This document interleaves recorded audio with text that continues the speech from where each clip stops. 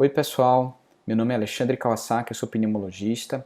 Eu fui convidado pelo pessoal das BAG, em parceria com a Casa Hunter, para falar um pouquinho no segundo fórum sobre asma grave, que está acontecendo agora em maio de 2020. Queria até agradecer esse convite, parabenizar essas duas instituições, que apesar dessa época tão conturbada por causa do Covid, estão conseguindo organizar um evento nessa situação, para ver a importância que eles estão dando para a asma grave, né? Para começar, a asma grave ela ocorre em 3 a 5% dos asmáticos.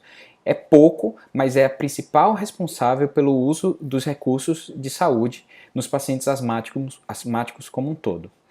E uma coisa interessante é que não são os sintomas graves que definem a asma como sendo grave. Então não é a presença de broncoespasmo grave ou uma internação numa UTI por um quadro grave que vai definir o diagnóstico de asma grave. Ele é muito mais baseado no controle de sintomas. Tá? No controle de sintomas eu vou falar um pouquinho mais para frente. E isso acontece desde que o paciente esteja usando a medicação da forma adequada, ou seja, conforme foi prescrito, com a técnica adequada, e ele estiver tratando as outras doenças associadas que podem piorar a asma, como, por exemplo, refluxo, rinite ou sinusite. Então, tendo tudo tratado certinho, se esse paciente não estiver bem controlado, ele é considerado como asma grave. Mas o que é tratar direitinho?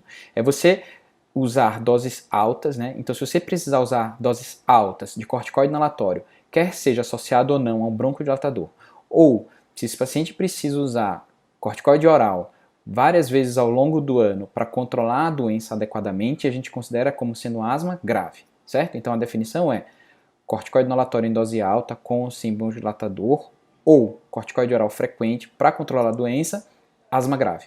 Ou, se você estiver fazendo isso tudo e mesmo assim você não estiver controlando a doença, também é considerada como asma grave. Lembrando que tem que estar usando as medicações da forma adequada, conforme prescrito e tratadas as comorbidades. O que é corticoide inalatório em dose alta? Então, todo mundo que é asmático usa ou deveria usar corticoide inalatório, né? Não existe mais uso isolado de broncodilatadores, a gente tem que usar corticoide inalatório. E a gente considera doses elevadas de corticoide inalatório mais que budesonida 400 microgramas 2 vezes por dia, fluticasona 250 microgramas 2 vezes por dia, ciclosanida 160 microgramas 2 vezes por dia, beclometasona 400 a 500 microgramas 2 vezes por dia, ou mometasona 400 microgramas por dia. Então, mais do que essas doses, a gente considera como doses elevadas, tá? Então, você que é asmático, veja aí na sua bombinha qual desses corticoides inalatórios você usa, e aí você consegue fazer a conta, e se você estiver usando mais que isso, para controlar seus sintomas, a gente considera como asma grave, tá? Aqui eu coloquei alguns exemplo de nebulímetros, e se vocês quiserem dar uma olhada para checar se estão usando direitinho a dose a medicação da asma, dê uma olhada no site do INCOR, que é de lá que eu tirei essa foto aqui, onde mostra a técnica adequada para uso dos inaladores. Aqui outros inaladores que a gente tem no mercado, tá? E apenas para ilustrar para vocês, a outra medicação que normalmente vocês usam, eles podem ser uns broncodilatadores beta-adrenérgicos, que a gente divide em longa ou ultralonga ação, que basicamente é o formoterol, salmeterol e o vilanterol, ou o uso do antimuscarínico, que é o outro tipo de broncodilatador, que seria o tiotrópio, tá? Também no site do INCOR vocês vão ver o uso de todas essas bombinhas, tá bom? Quais os exames que a gente usa para diagnóstico de asma grave? Tecnicamente nenhum. Agora, se a gente for falar em diagnóstico de asma, a gente precisa de um exame funcional pulmonar, que o exame de eleição é a função pulmonar com e sem broncodilatador. Tá? Ele é essencial.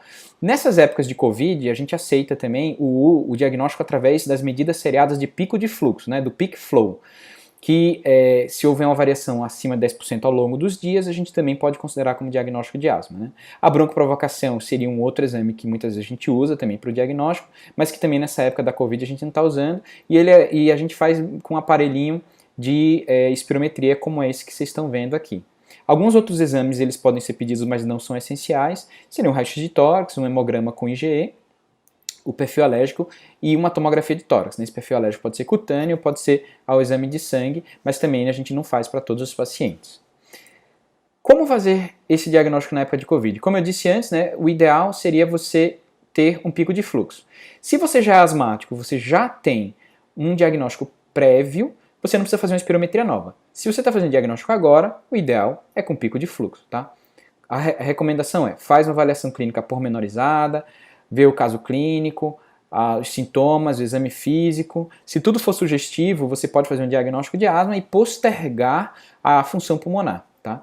Se você tiver a disponibilidade do pico de fluxo, pode ajudar, mas isso não quer dizer que você não vai fazer a sua função pulmonar. A recomendação é, ao final desse período, você fazer a função pulmonar para a gente fazer o diagnóstico adequado do quadro asmático, e aí a partir daí, se seus sintomas para serem controlados são necessários doses altas de corticoide inalatório, a gente faria o diagnóstico de asma grave, tá? Era só isso que eu queria falar para vocês, coisa rápida, agradecer aqui a presença de todos e falar que eu sou um privilegiado de ter uma equipe tão boa para trabalhar com eles. Muito obrigado e até mais.